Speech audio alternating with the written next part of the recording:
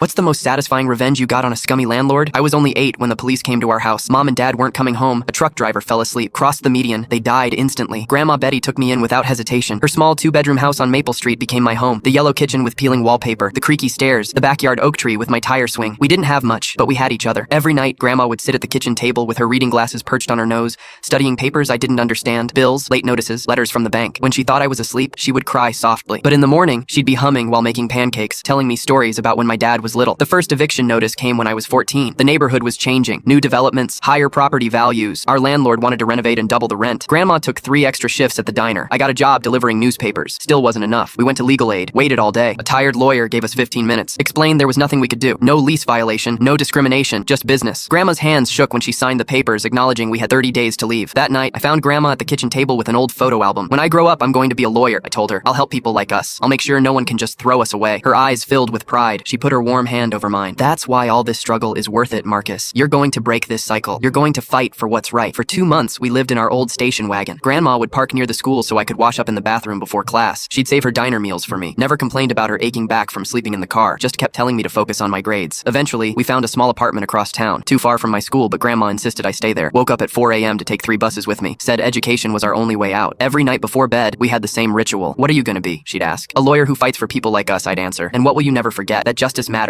even for people without money. Senior year, Grandma got sick. Cancer. Moved fast. The hospital social worker arranged hospice in our tiny apartment. I did my homework beside her bed, read my college acceptance letters to her, showed her the scholarship offers. The night before she died, she made me promise again. Don't forget the people who have no voice, Marcus. Remember what it feels like to be powerless. Use that feeling to fuel you. I graduated law school 7 years after Grandma passed, turned down corporate offers, joined a community legal aid clinic instead, the same one that couldn't help us all those years ago. One day, a case file landed on my desk. A development company was buying up properties on Maple Street, forcing out long-term tenants through loopholes and intimidation. The same company, I realized, that had pushed us out. The same tactics. I spent months building the case, uncovered years of predatory practices, illegal rent increases, violation of tenant rights, documents falsified. The same signature on papers from our old eviction. The case went to court. David versus Goliath, my first major trial. When I stood before the judge, I wasn't just representing the current tenants. I was fighting for Grandma Betty, for 8-year-old me, for every family that had been treated like they were disposable. We won. The company was ordered to pay substantial damages to all affected tenants over the past 10 years. The evictions were invalidated. And most importantly, ownership of several properties was transferred to a community land trust to create permanent affordable housing, including our little house on Maple Street. Yesterday I stood on the porch. The yellow kitchen now repainted, the stairs fixed, the oak tree still standing strong in the backyard. A young single mother with 2 small children will move in next week. Their rent capped at an affordable rate, protected from the same predatory practices that took our home. As I turned to leave, I swear I felt Grandma's hand on my shoulder, her voice in my ear. You did it, Marcus. You remembered. Some promises take years to fulfill. Some victories come too late for those who needed them most. But that doesn't make them any less worthwhile. I keep Grandma's reading glasses on my desk at work, a reminder that justice delayed is still justice worth fighting for.